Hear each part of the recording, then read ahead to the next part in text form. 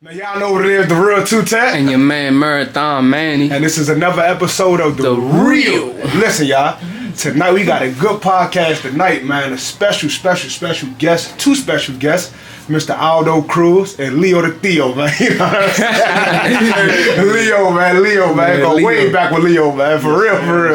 Yeah, 7th grade. Yeah, for sure. My man is the bartender, aka bodyguard. I'm telling you, yeah, look at him though. He the bouncer. Post it up. Yeah, I'm telling you, Jack all trades. He gonna give you a shot and then throw your ass out. Play games you want to. Real quick. I'm telling you. Make a face after the shot, you out. I'm telling you. Listen, before we really start our interviews, we gotta ask how y'all doing. Mental health check-in. How you feeling, man? I'm good, man. Happy to be alive. Happy to have work. Happy to be busy. Summer's here. Yeah, for sure, man. You know, can't complain. We can't complain, but you know, ain't nobody gonna listen. He finished that sentence. We got a house. We still eating. Facts. You know, we good. Facts. Blessed. Sir. Me myself, man, I'm blessed. I'm very appreciative to have this opportunity to sit down with you guys. You know what I'm saying? And thanking God for everything. How about yourself? Man, I'm feeling humble, grateful, and prayerful. Like you said, man, I need to piggyback, man. Just blessed to interview these brothers. These two brothers doing phenomenal things, man. So I'm ready to get into it, man, and see how they put this together. You know what I'm saying? Listen, we can just do it like this. Who are y'all? What do y'all stand for? What you stand for? What y'all stand Myself, for, man? Yeah. My name is Aldo. Most of y'all know me. You know, I own ToroBar, I own the Boulevard, but most importantly, I'm just a kid from Uptown. Had big dreams, you know, always had a vision, worked hard, and, you know, thank God we have a place we call home here. Yeah, my name is Leo. Same thing. I'm just an Uptown kid, you know, out here trying to help my man just make it big, bro. One of us makes it, we all make it forever. Facts. So that's all I'm trying to do, just help support him and everything I can, and we just try to make it happen. Teamwork make the dream work. Yes, sir. Team player. I like that. I respect that 1,000%. Question for you, Aldo. You were big in soccer when we was in school growing up. You were a soccer star for real in Wilson, man. I'm not too, you know, I didn't really follow your soccer career beyond Wilson, but you know, I want to know, like, your passion for soccer, where did it come from, and how far did you try to take it, or have you taken soccer? So with soccer, honestly, I got it from just passion myself. My brothers and sisters didn't play soccer. My dad didn't play soccer. I don't really know any uncles or aunts, so soccer just came, you know, from me and my heart.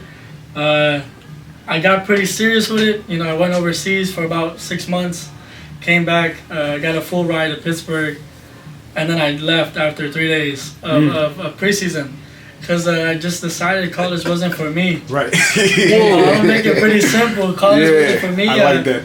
I got the full ride, and then I kind of fucked up my SAT scores for being, you know, young and reckless as most of us were, and it worked out because, you know, I am where I am now. But definitely it just played out, you know, the right way. But I had a full ride for college. Didn't play no college soccer. That was one of my dreams. Wow. Never got to play a game. Only practiced for 3 days. He was like, man, this ain't for me. I wanted to be a PE teacher, but it wasn't like life fulfilling. Like, I just wanted to be. I just had to choose something because in school they make you choose something. Yeah. And that's why people switch majors so much. They were like, "What are you gonna go to school for?" I'm like, "I guess a PE teacher." Then I worked in a school, and all the PE teachers were fucking pissed and, you know, unhappy. So I was like, maybe this ain't for me. You know? And my brothers went to college full time and dropped out, both of them, and it cost them a lot of money. So it kind of felt the pressure. Like, if I wasn't gonna do something with it, then I should probably not do this, because if not, you spend a lot of money if you don't use, you know, a college degree. Facts. So seeing my brothers go through it and not graduate and not use their college degree, it put it for me to not really do that. Nice. Sure. Let me ask you this though, Aldo, man. Like, you know, through your college experience, right? What's something that you learned? You said it wasn't for you, but did you pick up anything while you was in school? Man, like I said, I did it for 3 days. Yeah. So honestly, I just did, and it was a preseason, no school, no students, just athletes. Right. You know, I like the structure. I like the change of scenery because, you know, being in this city is kind of rough sometimes. You lose yourself. So definitely it was quiet and peaceful in Pittsburgh. I did like that. Okay. But as for school, man, I didn't really get to apply any of myself into it. I didn't take any classes. I never took a college course. Now, one thing about sports, right? Sports is a special thing because it kind of teaches you about life in one way or another. For sure. Right? So, you know, throughout you playing soccer growing up, what is something very important that you feel like you've gained from being an athlete? Oh, for sure, man. I mean, that it makes you be a people person. Yeah. You constantly are meeting new people, playing against new people, having different coaches, scouts. You know, it builds your confidence as well, and it just gets you used to talking to people. I mean, playing a sport is really important. Absolutely. You can be at home and do nothing and too much iPad, too much social media and this and that, or you can be out and about, moving your body. And you're going to meet so many people if you open up the right doors. It's a big thing. I like that. And I try to get my boy on a soccer team with me. He was with it, huh? He was about that life. I ain't gonna hold you, bro. I tore my meniscus. I used to ball with him. Yeah, he used to play with me all the time. I used to play. We used to do like little tournaments here and there, but tore my meniscus. After that, I ain't never really get back into it for real. So look, before we got on camera, right? Before you guys got on camera, you talked about Leo, like he been there since day one. Talk about his, like, you know, his motivation. Like, how does he drive? How do y'all push each other to be great? I mean, honestly, it's kind of funny because the way we met, we ain't like each other, you know. We ain't like each other at all, you know. And you know, I think towards the end of the year we became really close, and ever since then we locked in, and we've always been very mindful of what we want in life, and where our parents came from, and what they taught us, you know. So we've always wanted more. You have to have a vision and dreams. But you gotta apply it, you know. You gotta put work to it. And if you don't, it's just a dream. I'm telling you. You know, they die. You know, they just stay there. And he's always, you know, give me the courage and the confidence to do my thing. And I've done the same for him. And any way he can help me, he's there. And any way I can help him, I'm there. So you know, those type of things are hard to come by. For sure. For sure, man. I mean, like I said earlier, just if he wins, we all win for like what I'm saying, like. As long as somebody make it, it makes me feel like I make it. You know what I'm saying? He's always helped me out, brought me along here, there, anywhere, you know, anything I can help him out with, whether it be something small, something big. I just try to help him out. Like he said, we didn't really like each other at first, for real. And then, you know, we started seeing that we knew a lot of people, a lot of the same people. Yeah. So then that's when we started kind of hanging around each other. And after that, we just locked in. And then we've been, been grooving ever since. Like every relationship, you know, with your brothers, you go up and down. Facts, man. I'm telling you, boy. I'm telling you. What makes you a brother, you know what I'm saying? At the end of the day, it's all love. And that's what it's all about, man. No matter what you go through, stick together. It's never going to be all good. There's always going to be some downs. Facts. But as long as you get through them downs and you know what I'm saying, you stay locked in, that's all that matters. A man, I'm gonna let you speak, man. No, he got you, bro. I just wanted to add on to that. It's like, you know, this is right here is an example. It's a, you know, it's an example for people to follow, and it's a lesson for whoever's watching. In the sense, everybody has to be a team player. You know what I'm saying? You got to be able to know how to play certain positions. You know what I'm saying? You'll get your turn. Type stuff. It was like a lot of people, they want to be the head of something, but they don't even, you know. Sometimes you got to know how to be a good helper before you can be a good leader. A good follower before you be a good leader. So, you know, I commend you on. And being a leader, you also a helper, you know, because there's times that someone's going to give you more knowledge than they give you, or they might be, you know, being a leader, you sometimes fall down, you know. That's a fact. The people around you bring you up. So in their own work, you know, they're leaders just like us in every way, in every shape, because I wouldn't be where I am if I didn't have a whole team, you know? Facts. So it's all about everyone you're around. Can't do it by yourself, man. You need a strong team behind you, man. For sure. That's a fact. All right, so we saw on one of your social media posts, right, that you and your mother, you guys have a great relationship, right? Kyrie, he's curious to know. He's like, you know, your relationship with your mother, and like, you know, the how good of it. No, I'm sorry. Listen, this is the real podcast, man. I'm gonna say, listen, you and your mom, right? This all good. It's all good. And my brother, that's what we do. So you and your mom, right? Y'all have a great relationship. You said your mom came from El Salvador with nothing, right? And she's now a restaurant owner. Did that inspire you to have your own restaurant in a way? Sure. My mom opened up, quite a few businesses. When she came here, she got deported 7 times. Damn, I didn't know that. Came back. I might have to get her on this show. Yeah, we got to get her 7 times. She wasn't giving up. She came back every time, and my mom. I grew up seeing my mom work and be a boss. Yeah. And seeing her go through her stressful times. One thing about owning businesses is super stressful, and she, I watched her as a kid, and I watched her never let herself get beat. She stayed with it. Absolutely. Her entire life, even when it got so ugly. And people don't see that part of the story. Absolutely. People see the highlights. People see the highlights. Oh, he got that, or he got this, or she got that.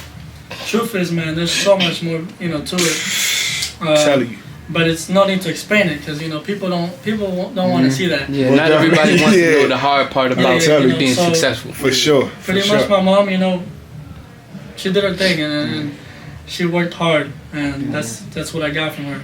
Shout out to Mom Dukes, man. Yeah. Shout out to Mom. Shout out to Mama Cruz. Yeah, for sure. Mama Cruz. We definitely got to meet her one day. I'm telling you, man. For sure. And she had a restaurant named La Libertad. She had La Libertad. Yeah. She had a clothing store called Tienda La Unión. She was doing. She had a salon right next to her called Salón de Belleza. She was a one-stop shop right there. Mom Dukes ain't playing, man. I'm telling you. Now, La Libertad, that name in Spanish is the liberty, right? The liberty. So, I think I might have a good idea of what influenced that name, but do you know what may have influenced the name of that restaurant? Man, ain't nothing special to it. She took it over with that name, and it's a lot of paperwork to switch a name. Yeah. Okay. That's the truth. Yeah. She took over. She brought it from someone else. There was actually one killing, 5 stabs in that place when she took it over. So she was trying to, take it to a better business. And so she just rolled with it. She had it for about 22 years. Shout out and now it's called The Bull. The Bull. Man, that's a blessing. I took over that lease. Yeah, I bought that lease. Okay. Got the hoodie on. The Bull bar. That's up the street. My man got 2 balls on the strip. He cranking. He ain't playing, man. Go ahead, man. Now go ahead. So what influenced the names behind Toro Bar and the Bull Bar? Same thing, my guy. I like to be as real as you as possible. This is the real podcast. When I got this place, it used to be called La Troja, which nobody even knew. And then it was during the pandemic. I had a certain amount of money. Yeah. I had to put it to what made more sense. Yes, and Toro Bar just sounded because of the bull, and what it is in English. It kind of just went with it. It felt right. I started making logos. Once I made the logo, it just looked right to me. I made about 15 logos, showed all my friends. Once I decided on the one I wanted, there was no going back. For sure. And same thing with paperwork. You don't have that much time to wait when it comes to picking a name, unless you have a lot of money. Then you have all the time in the world. So, go ahead, man. You good? Good. Let me ask you this though. I don't know, what was the inspiration behind you doing it? Because people are, like you said, people have all these dreams, but they never make it come to fruition. They always talking. I'm gonna do this. Next thing you know, look up 10 years, they ain't do nothing. But you actually did it, man. Where did that drive come from for you to open up your own place this? So this place, like I said, Leo's been with me for years. Shout out Leo, man. We used to come in here and drink every day. Every day. And I always told him, if I got this spot, and what I would want to create is something for the neighborhood and a bar for us. I want this to be our home. Just like we came here, nobody was ever in the building. It'll be about 6 of us. And my stepdad actually ran the spot. So, it was in the family. And they were going to close it because of the pandemic. Yeah. My mom had not been making money. My stepdad was not the best business owner, maybe. Yeah. He did good in the business, but he drank a lot, and that interferes with business. Absolutely. Definitely. So, this place wasn't really full. It was always about 10 to 15 people and us, me and all my friends every weekend, but that's not good for business, We were drinking for free, leaving tabs. Right, yeah. And I always told him, I told all my close friends, I want to open up a place, but without money, you can't do nothing. Facts. That's when I became a carpenter. I quit drinking, and I saved money for 3 years, and then that's when I brought out the lease as well. You manifested that. Testimony right there, man. Manifested. You said you opened this place or started the process, and basically when the pandemic was beginning, right? Yeah. Did you have any reluctancies or doubts on on it? I did, but I always saw the bigger picture. I knew eventually it's gonna open up. You know, I prayed, and plus this is my chance. You know, so I was like, I'm gonna double down on it. I'm a big gambler. I believe in gambling, and you know, I'm a big gambler. You hear them parlays, huh? Yeah.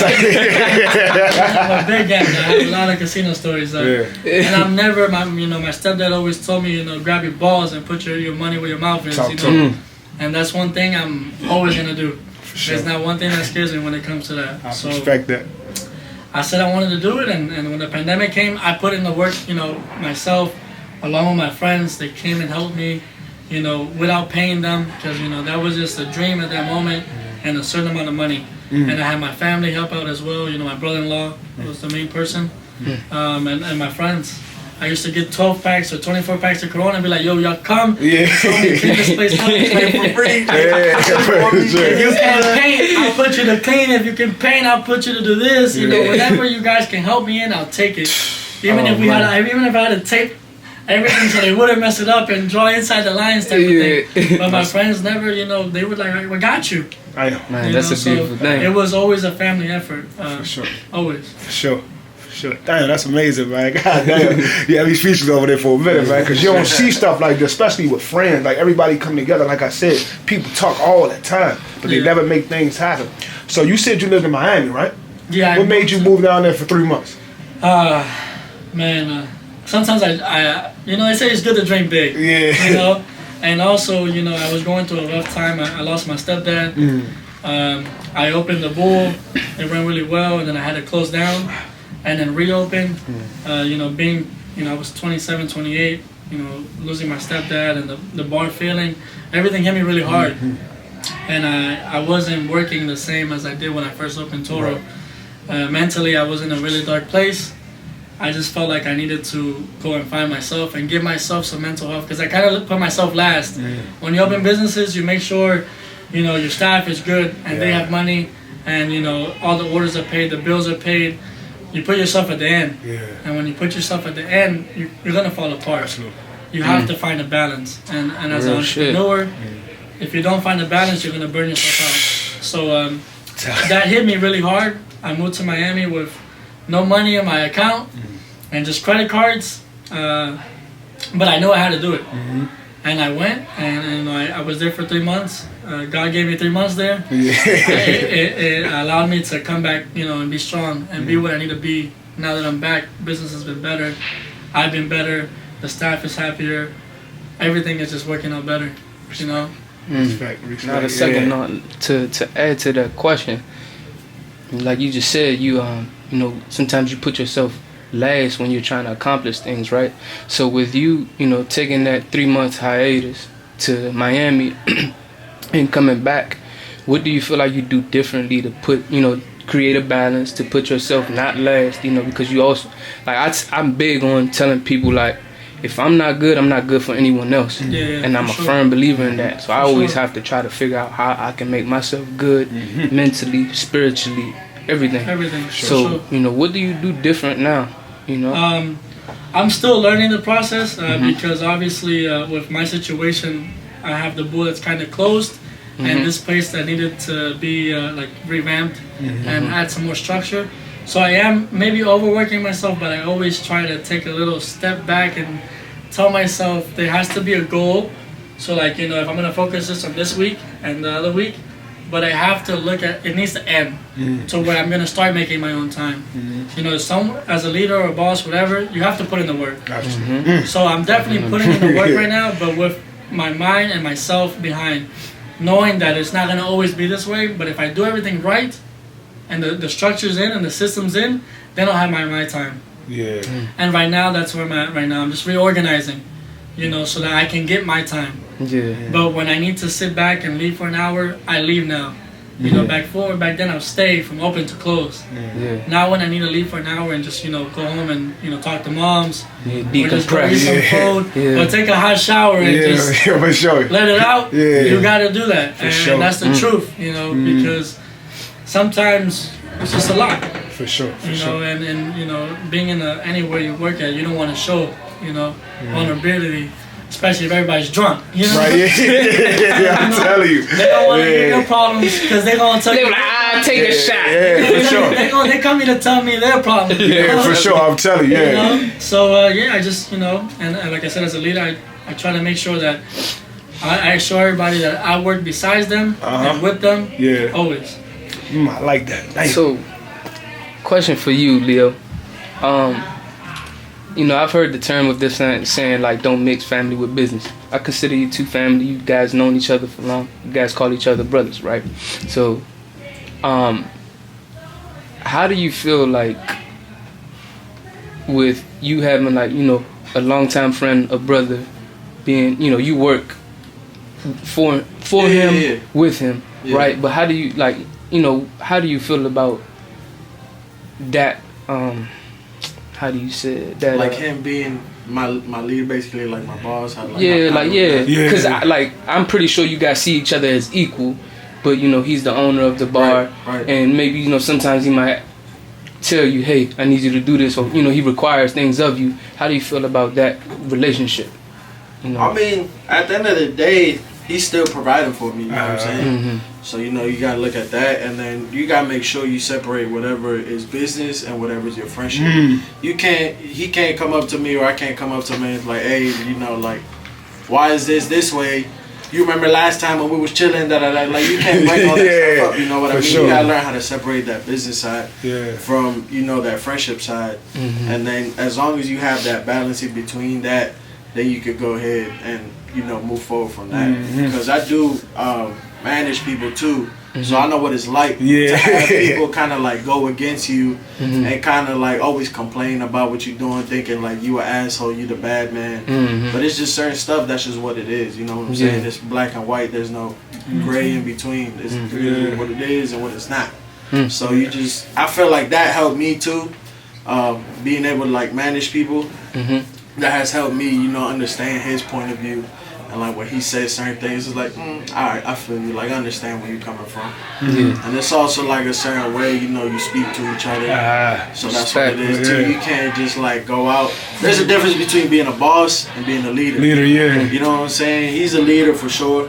And there's a lot of people that you a boss, you just take, for sure, Man, go pick that up, man. And that's what it is. You know what I'm saying? Like he said, I have seen him do stuff like he wouldn't ask us to do something that he wouldn't do himself. And that's what I do myself too, at my spot. You know what I'm saying? Sure. I never ask nobody to do anything that I haven't done before. Or that I wouldn't do myself. Good answer. Got that. Great answer. Great answer. I like that. I love that. Theo, I'm telling you, man. Hey, listen.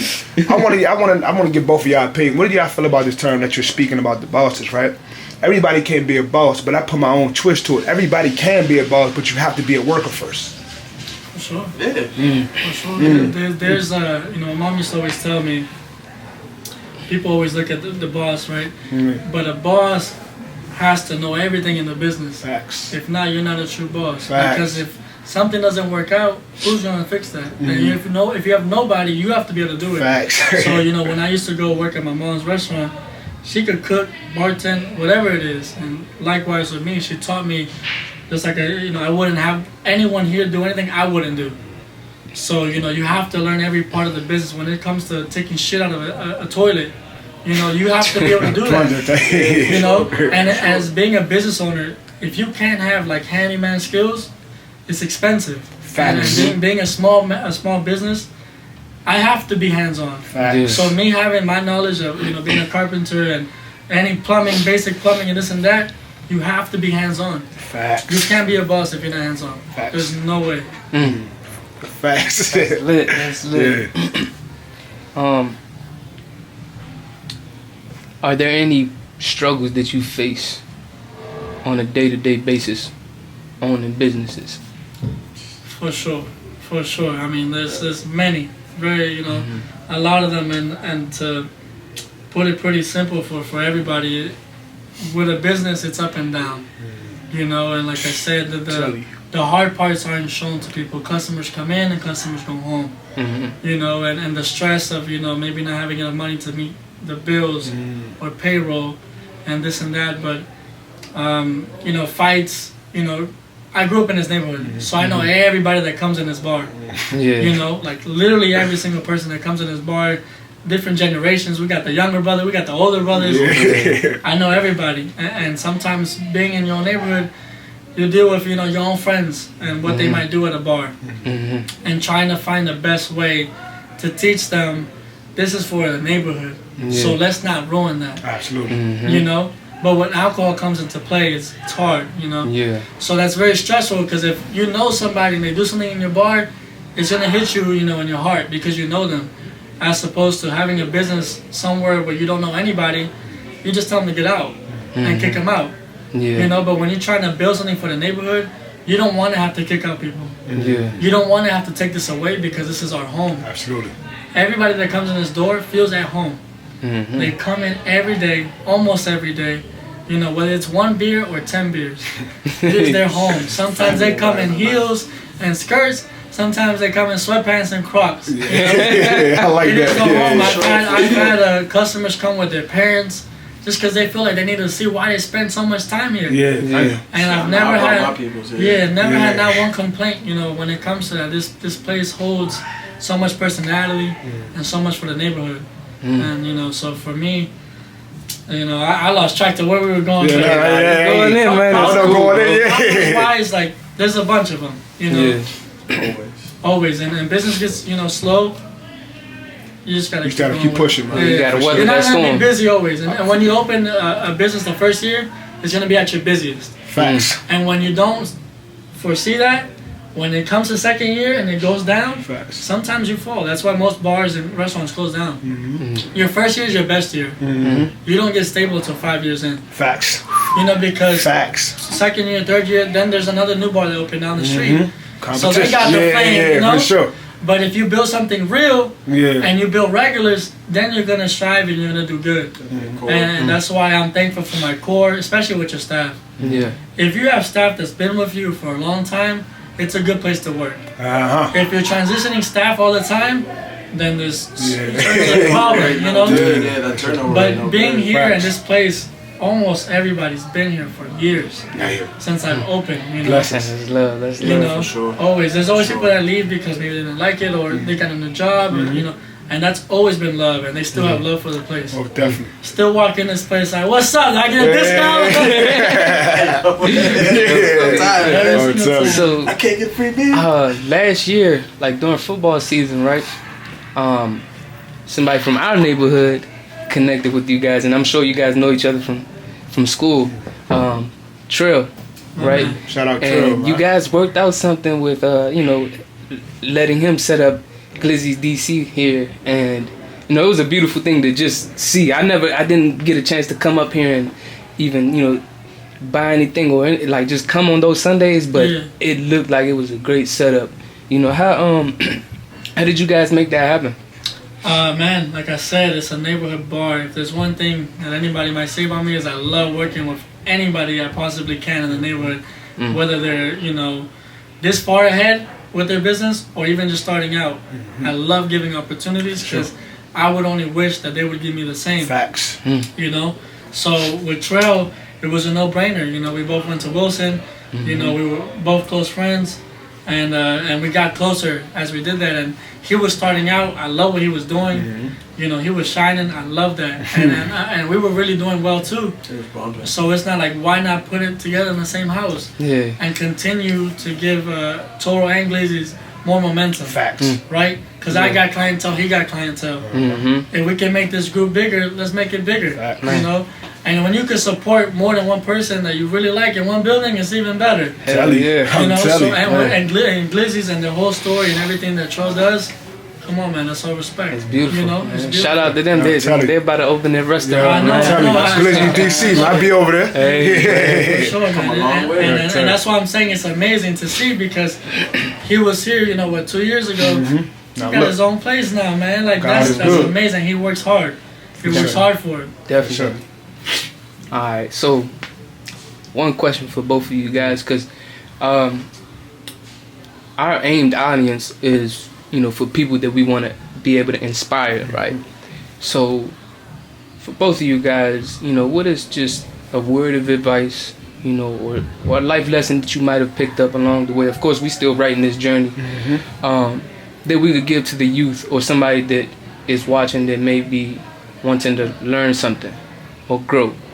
I'm gonna let you go first, my guy. Man, the biggest piece of advice will probably be stay humble, man. Don't never forget where you come from. Don't ever forget where you were at. You know what I'm saying? Just because you get a little bit of pocket change here and there, don't get too big. Stay hungry. And never be afraid to do something different. Never be afraid to do something different. You know what I'm saying? Even if people hate on you, your own people be hating on you. That's just what it is. Not everyone's going to like everything that you do. Not everyone's going to try to support you. Just go ahead, keep your head down, keep pushing forward, stay hungry.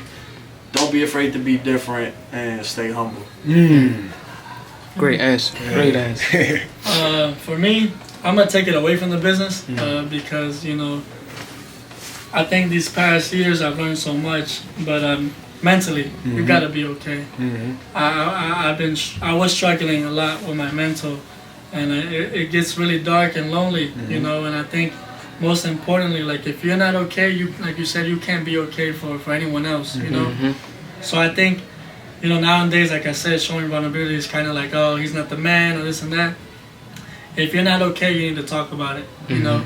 And that's why you have friends, and your friends should be able to support you and hear you out and see, you know, how you can get better.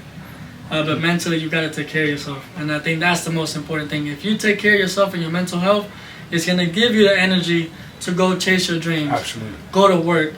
Go out with the kids. Go out with your parents. But if you're not okay, you can't do anything. Whether it's with work or your social life, you know, you have to be mentally okay and check up on yourself, you know. Beautiful, beautiful. Damn. Beautiful. One more. You got a question before I ask my last one, bro? I ain't gonna lie to y'all, man. I just want to say this, man. Aldo, thank you. And Leo, thank you, man. Like, I appreciate y'all just continue to do what y'all do. Every man don't ever stop, man. Man, take us out of here, man. Alright, one more question for the road, man. This is my favorite question right here, legacy, man. What kind of legacy do you want to build, right? With everything that you guys doing, you know, separately, of course. Everything that you guys doing, what legacy do you want to, you know, leave? Because, alright, hold on, I'm gonna elaborate. I think the goal in life is to put in to this world. You know what I'm saying? Not take out, but put in. So, you know, with that being said, what type of legacy do you guys want to leave? For me, I just want, I mean, I'm big on this neighborhood and Uptown. For sure. I just want, you know, Uptown to always have a home and to be as real as possible. Because you can't fake it, you know. And for me, like, you know, having a bar, it's so much more. It's not about money. Like, this place is so much about family, and the atmosphere is amazing, man. It really is. Like, when you've been here so much, it's a safe place. For sure. It's like a rec center when we were kids. But with alcohol. For grown ups. That's a fact. That's a fact. That's a great example. Because I can't name too many bars that are disconnected to the neighborhood. Facts. You know, and that's why we're so fortunate to be known in Maryland and Virginia. It's just because of story. The diversity. I'm telling you. Like, we're not a club. We're just a bar. Right. But we do really get lit, and it does really good. And for me, like, you know, this place staying open forever is, you know, is my goal. And any other place I may open or anything else I might do, you do it with passion, you do it with love. Facts. And it's gonna keep going, you know. But I don't want to end up like one of these condos, you know. Those places closed because you lose the personality, you know. And this city needs to keep, you know, its color and its flavor. Facts. Talk to him, Aldo. Talk to him. Go ahead, Leo. For me, it's just proving that you could still make it, you know, even if you come from nothing. I mean, you see stories left and right of people who come from nothing, who just make something out of themselves, you know what I'm saying? Especially, like, in my case, like, not going to school, basically not being able to, like, graduate, you know, with good grades and stuff like that. Just school wasn't for me. Just because school not for you, that don't mean you can't make it. Facts. You know what I'm saying? And, Facts. You know, you don't have to necessarily struggle. You just gotta make sure you get to know the right people and just make the right moves. It's never too late to be able to correct yourself, correct your mistakes. You know what I'm saying? It's never too late to make it. And then just be kind, man. For real, we got too much hate out in this world. Like ToroBar, like he was saying, just to piggyback on what he was saying, it's like a family vibe, man. For real. Like we got all types of people coming in here from different backgrounds, different ethnicities. You know, we got people that like rock, country, trap, Hispanic music, every little thing. If you come in here and you sit through like a good 4 or 5 hours, you're gonna hear all types of music. You're gonna see all types of people coming in here, and everybody cool with each other. That's all it's about, man. You know, just peace, love, and just create that unity that we should all have as human beings. For real, man. Real talk, god damn. Now, what does it say in front of ToroBar? What does it say? Spread love? It's the Uptown. Spread love the Uptown way. We're going to close it out with that, man. Hey, we're going to spread love the Uptown way, man. The real. That's another episode of The Real. Let's get it. If you're not on The Real, you're not real. There you go. Bam.